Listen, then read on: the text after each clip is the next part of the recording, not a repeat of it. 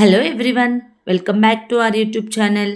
Last పార్ట్లో దుర్యోధనుడు ధృతరాష్ట్ర మహారాజుతో ఈరోజు నా మస్తకాన్నైనా ఖండించండి, లేకపోతే రేపు ఉదయాన్నే నాకు పట్టాభిషేకమైనా చేయించండి, నిర్ణయం మీదే అని అంటాడు. ఆ తర్వాత ఏం జరిగిందో ఇప్పుడు తెలుసుకుందాం.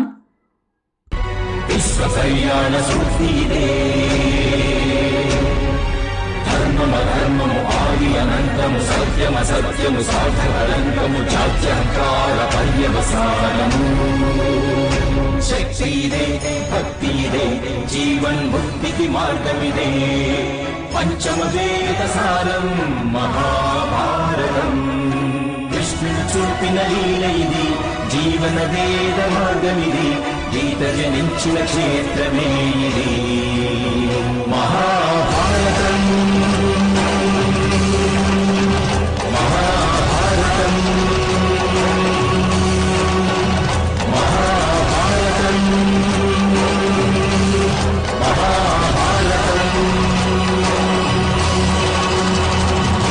ఆ తర్వాత కాంపిల్యంలో ద్రౌపది ద్రుపద మహారాజు దగ్గరికి వెళ్ళి, నేను గృహలక్ష్మిగా మారి అత్తవారింట అడుగు పెట్టబోతున్నాను నాన్నగారు, మన ఇంట ఎల్లప్పుడూ అష్టైశ్వర్యాలు కలగాలని ఆ ఈశ్వర్ని ప్రార్థిస్తూ ఉంటానని చెప్పి పాండవుల 5గురితో కలిసి ద్రుపద మహారాజు దగ్గర ఆశీర్వాదం తీసుకుంటుంది. ద్రుపద మహారాజు కూడా మీ 5గురికి శుభం కలగాలి, అమ్మా ద్రౌపది, నీవు నీ భర్తలందరికీ ఆధారం కావాలి, వాళ్ళ ధర్మానికి ప్రతీకగా నిలవాలి, నీకు ఎల్లప్పుడూ సుఖం కలగాలని కోరుకుంటున్నానని చెప్పి దీవిస్తాడు. అదే సమయంలో విదురుడు అక్కడికి వచ్చి అంతా గమనిస్తూ ఉంటాడు. ఆ తర్వాత ద్రౌపది దృష్టద్యుమ్నుడి దగ్గరికి వెళ్తుంది. దృష్టద్యుమ్నుడు, ఎల్లప్పుడూ నిన్ను రక్షించడమే నా కర్తవ్యం ద్రౌపది అని అంటాడు. ద్రౌపది కూడా ఎల్లప్పుడూ నేను నీ శ్రేయస్సునే కోరుకుంటాను దృష్టద్యుమ్న అని చెప్తుంది. ఆ తర్వాత ద్రౌపది వాసుదేవుడి దగ్గరికి వెళ్తుంది. ఎల్లప్పుడూ నా ధర్మాన్ని రక్షించేది, పరీక్షించేది నీవే కదా గోవిందా, నీ మీద నమ్మకం ఉంచుకొనే వెళ్తున్నాను అని అంటుంది. అప్పుడు వాసుదేవుడు, తప్పకుండా ద్రౌపది, నాకు నీ మీద పూర్తిగా నమ్మకం ఉంది. ఒక్క విషయం గుర్తుపెట్టుకో ద్రౌపది, భర్త ప్రేమ శౌర్యంలో కనిపిస్తుంది, భార్య చూపించే ప్రేమ ఆమె ధైర్యంలో కనిపిస్తుంది. దీనికి ఇంకొక అర్థం కూడా ఉంది. సంకట పరిస్థితులు వచ్చినప్పుడు భర్త ధైర్యం చూపించాలి, భార్య శౌర్యం చూపించాలి. వెళ్ళు సఖి, సమస్త కురువంశం నీ కారణంగానే స్వచ్ఛమై నిర్మలమై భాసిస్తుంది అని ఆశీర్వదిస్తాడు.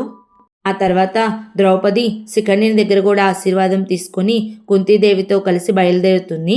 ఆ తర్వాత పాండవుల 5 కూడా బయలుదేరి వాసుదేవుడి దగ్గరికి వెళ్ళి, ధర్మరాజు, వాసుదేవ, మాతో పాటు మీరు కూడా హస్తినాపురానికి వస్తే మేము ఆనందిస్తాము అని అంటాడు. వెంటనే వాసుదేవుడు, నేను నిస్సహాయాన్ని బావగారు, నాకు ద్వారకలో కొంచెం పని ఉంది, మళ్ళీ వస్తాను అని చెప్తాడు. ఆ తర్వాత అర్జునుడు వాసుదేవ దగ్గరికి వెళ్తాడు. అర్జునుడు, నేను మీకోసం ఎదురు చూస్తూ ఉంటాను వాసుదేవ అని అంటాడు.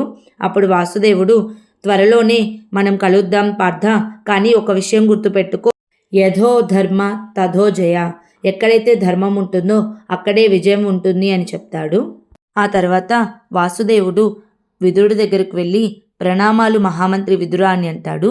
విదురుడు కూడా వాసుదేవుడికి ప్రణామాలు చేసి, వాసుదేవ, ఒక కన్య వివాహం 5 పురుషులతోనా అని అంటాడు. అప్పుడు వాసుదేవుడు, 5 పాండవులని 5 అంటున్నారేంటి మహామంత్రి, వాళ్ళు ఒకే శక్తికి 5 రూపాలు, ఏ విధంగా అయితే పంచముఖ హనుమాన్కి 5 ముఖాలు ఉంటాయో అదేవిధంగా వారు కూడా ఒకే శక్తికి 5 రూపాలు, వారు అలా ఐకమత్యంతోనే ఉంటేనే అందరికీ మంచి జరుగుతుంది అని అంటాడు. వెంటనే విదురుడు, కానీ వాసుదేవ అని అనబోతూ ఉండగా వాసుదేవుడు, కానీ అనవలసిన అవసరం ఏమీ లేదు మహామంత్రి, పాండవులు ఎలాంటి పరీక్షనైనా సరే ఎదుర్కొనగల శక్తి వాళ్లకు కలదు. వారి జీవితం సుగమం కాకపోవచ్చు, కానీ నేను చెప్పగలను, వారు తప్పకుండా సఫలమవుతారు. మీరు మీ ధర్మాన్ని ధైర్యాన్ని విడనాడకుండా హస్తినాపుర సింహాసనాన్ని రక్షిస్తూ ఉండండి మహామంత్రి. ఈ ఆర్యావర్తనంలో ఒక భయంకరమైన భూకంపం రానుంది. ఆ భూకంపానికి హస్తినాపురం సింహాసనమే కేంద్ర బిందువు కాగలదు అని చెప్తాడు.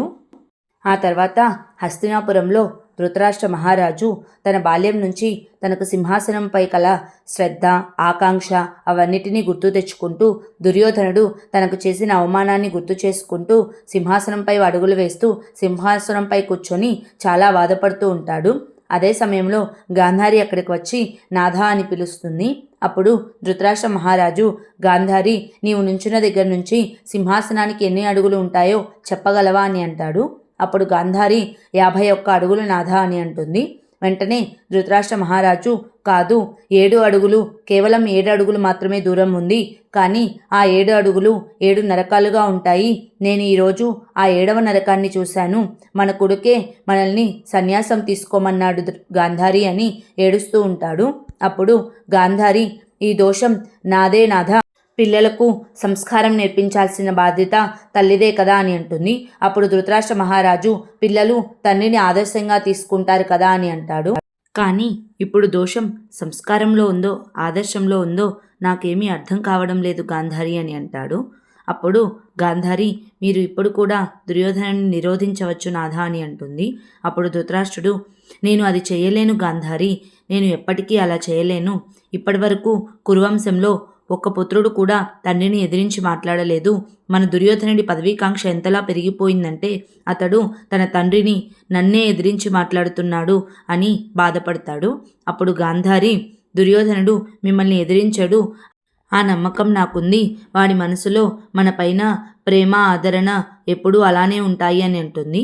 అప్పుడు ధృతరాష్ట్ర మహారాజు, గాంధారి, లోకులు పుత్రుల కోసం సింహాసనం కావాలనుకుంటారు. కానీ నేను నీ నుంచి సింహాసనం కోసం పుత్రుణ్ణి కావాలనుకున్నాను. దుర్యోధనుడు నాకు వారసుడు కాగలిగాడు కానీ పుత్రుడు కాలేకపోయాడు గాంధారి అని ఇంకా బాధపడుతూ ఉంటాడు. మన దుర్యోధనుడు తప్పకుండా నా పైన తన ఆయుధాన్ని ప్రయోగిస్తాడు గాంధారి. వాడు చిన్నప్పటి నుంచే నాకున్న పదవీకాంక్ష అనే విషయాన్ని రుచి చూస్తూ పెరిగాడు. సముద్ర తటాన ఉన్న మొక్కలకు ఉప్పు రుచి రాకుండా ఉండదు కదా గాంధారి. మన దుర్యోధనుడు తనకు నేను పట్టాభిషేకం చేయాలని కోరుకున్నాడు కనుక నా నిర్ణయం విను. రేపు ఉదయాన్నే మన దుర్యోధనుడికి నేను పట్టాభిషేకం చేస్తాను అని చెప్తాడు. ఆ మర్నాడు ఉదయం ధృతరాష్ట్ర మహారాజు రాజ్యసభలో రాజగురువైన కృపాచార్యుల వారిని పిలిచి పట్టాభిషేకం విధులకు ఏర్పాట్లు నిర్వహించండి అని అంటాడు. అప్పుడు రాజగురువు, క్షమించండి మహారాజా, మనము భీష్ముల వారు వచ్చేంత వరకు వేచి చూద్దాము.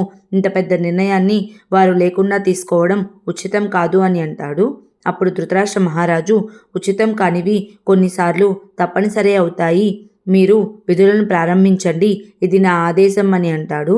అప్పుడు రాజగురువు కూడా మహారాజు ఆదేశం పాటించాలి కాబట్టి దుర్యోధనుడి పట్టాభిషేకానికి అన్ని ఏర్పాట్లు చేస్తారు.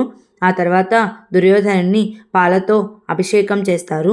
ఆ తర్వాత దుర్యోధనుడు ధృతరాష్ట్ర మహారాజు దగ్గరకు వెళ్తాడు. వెంటనే ధృతరాష్ట్ర మహారాజు తన తలపైనున్న కిరీటాన్ని దుర్యోధనుడికి పెట్టబోతూ ఉండగా అదే సమయంలో భీష్ముల వారు అక్కడికి వచ్చి ఆగు అని అంటాడు. ఆ తర్వాత ఏం జరిగిందో నెక్స్ట్ పార్ట్లో తెలుసుకుందాం. Please like, share and subscribe to our YouTube channel. Thank you.